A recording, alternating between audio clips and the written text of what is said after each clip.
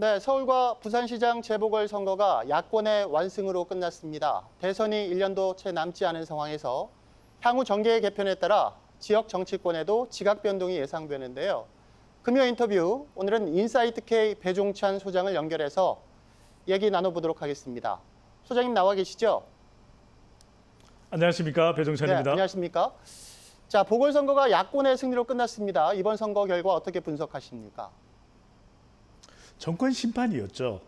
이번 선거에서는 LH 사태 그리고 부동산 여파를 통해서 현 정권을 심판해보자는 성격이 강하게 나타난 결과라고 볼 수 있습니다. 이른바 분노 표심이라고 그러는데요.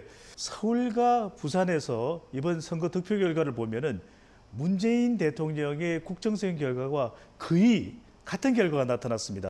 부정평가가 60%대 가까이 매우 높게 서울과 부산에서 나타났는데 이것이 국민의힘 후보의 득표 결과로 나타나서 말 그대로 기성전 정권 심판 성격이 강하게 나타난 바로 분노 표심의 선거 결과라고 할 수 있겠습니다. 대선이 이제 1년도 채 남지 않았습니다. 보궐선거 전과 후 대선 전망도 좀 달라지지 않겠습니까?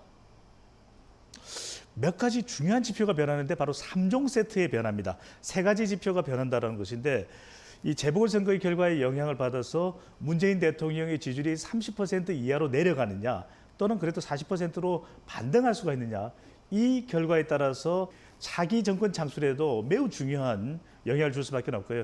또 국민의힘 지지율이 계속 유지된다면 차기 대권뿐만 아니라 내년 지방선거도 계속해서 분노 표심이 발휘되겠지만 또 그렇지 못할 경우에는 국민의힘을 선택해줬지만 다시 실망하는 여론이 나타날 수도 있는 것이고 마지막으로는 이번 재보궐선거 결과가 가장 큰 영향을 줄 수 있는 것은 차기 대권 구도입니다. 여당에서는 이재명 지사, 이낙연 전 대표에게 과연 명함이 어떻게 엇갈릴 수 있을지 야권에서는 윤석열 전 총장의 지지율이 정치적 반사이익을 얻어서 더 올라갈 수도 있다. 그렇다면 국민의힘 후보 중에서 잠룡으로 분류되는 후보들은 과연 지지 기반을 또 확보할 수 있을까? 이 부분도 영향을 줄 수 있는 재보궐선거의 결과라고 할 수 있겠습니다. 복당 문제도 관심입니다. 홍준표 의원 말인데요. 걸림돌은 없을까요?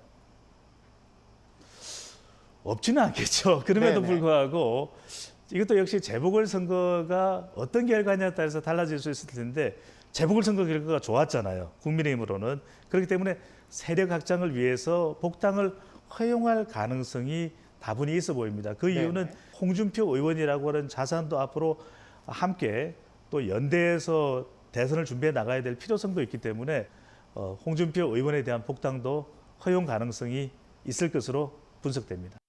괴를 같이 하는 내용인데요. 대선 승리를 위해선 보수의 심장인 태우 경북이 또다시 희생과 침묵을 강요받을 것이다. 이런 목소리도 있는데 어떻게 보십니까? 이제 그런 이유가 분명히 좀 억울할 수도 있습니다. 대구 경북이 전면에 나서는 것보다는 정치 선거 전략적으로 좀 후방 지원을 하는 것이 낫지 않겠냐 이런 판단이 있을 수 있는데 그럼에도 불구하고 보수 지지층이 결집할 때 가장 중요한 정치 세력 그리고 지역은 대구 경북일 수밖에 없는 거죠.